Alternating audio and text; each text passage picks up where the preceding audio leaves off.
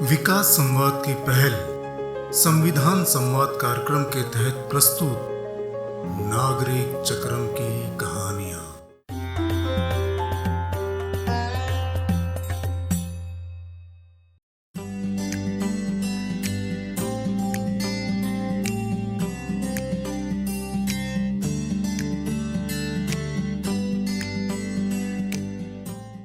मैं चक्रम हूं, तुम चक्रम हो।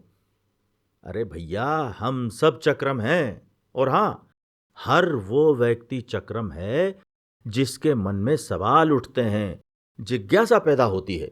हर वो व्यक्ति चक्रम है जो किसी भी दृश्य को केवल इसलिए नहीं स्वीकार कर लेता है क्योंकि वो दिख रहा है, बल्कि वो विचार करता है कि ऐसा क्यों है। हर वो व्यक्ति चक्रम है जिसके पास प्रश्न हैं और जो जवाब खोजने की इच्छा रखता है। चक्रम जब देखता है कि कहीं कुछ गलत हो रहा है, तब वो चुप नहीं रहता, बल्कि आत्मविश्वास के साथ अपनी बात कहता है। चक्रम होने का मतलब ये जान लेना भी है, जब तक हम एक दूसरे के साथ एक दूसरे को स्वीकार करते हुए जीना नहीं सीख लेंगे, तब तक अच्छा देश बनाना संभव नहीं है। चक्रम दोस्ती, प्रेम और करुणा में विश्वास रखता है।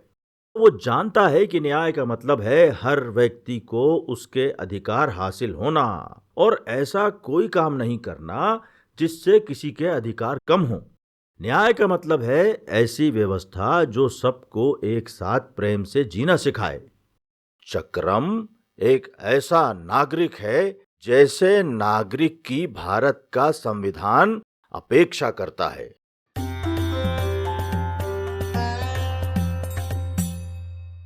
मूलतः व्यक्ति को यह एहसास ही नहीं होता कि वो क्या कर रहा है और क्यों कर रहा है।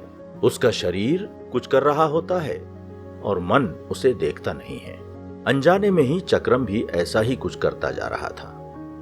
चक्रम क्या कर रहा था? सुनिए कहानी नागरिक चक्रम की। चक्रम पैदल घर जा रहा था। आसपास जंगली झाड़ उगे हुए थे। मौसम न ठंडा था और न ही गर्म। हवा में नमी थी। बारिश हो चुकी थी, इसलिए यहां वहां पेड़ पौधों और झाड़ियों में नई शाखाएं पनप रही थीं। चक्रम के हाथ में एक सूखी लकड़ी थी। जब वो हाथ हिलाता था तो उसके हाथ की सूखी लकड़ी भी हिलती थी। लकड़ी के घूमने से छोटे छोटे पौधों पर चोट पड़ रही थी। छोटी छोटी पत्तियां चोट खाकर गिर रही थीं। चक्रम के अवचेतन की बदौलत बेर पर भी हमला हो रहा था। कच्चे बेर टूटकर गिर रहे थे और अपने जीवन की खट्टी मीठी अवस्था को प्राप्त न हो पा रहे थे। परंतु चक्रम का ध्यान तो कहीं और था। बेध्यान काम का असर पता कहाँ चलता है। मिट्ठू भी तो अमरूद खाकर खराब कर देते हैं, और लंगूर भी तो फलों को तोड़ते और गिराते हैं। शायद चक्रम ने भी ऐसे तर्क गढ़ ही लिए होंगे। अब तर्क तो तर्क होते हैं। वे अच्छे काम को भी सजा दे सकते हैं और बुरे काम को भी सही ठहरा सकते हैं।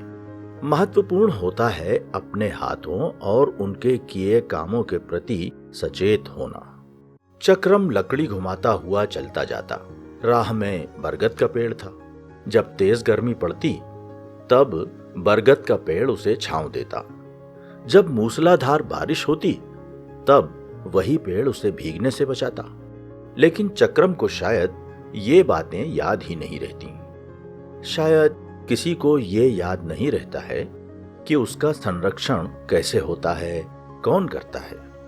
एक दिन थोड़ी तेज हवा चल रही थी। बरगद की एक सूखी डाल हवा से जूझ नहीं पाई और टूटकर गिर गई। वो सीधी चक्रम पर गिरी। चक्रम को बहुत क्रोध आया। उसने एक पत्थर उठाया और पेड़ पर दे मारा।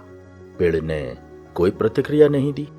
बरगद के पेड़ पर घोंसला बनाकर बैठी चिड़िया ने चक्रम को देखा जरूर, लेकिन वो अपने घोंसले में ही बैठी रही।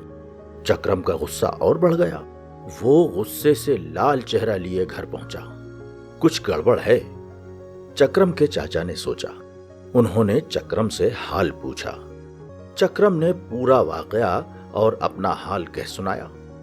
चाचा ने पूछा, तुम्हें गुस्सा क्यों आया था?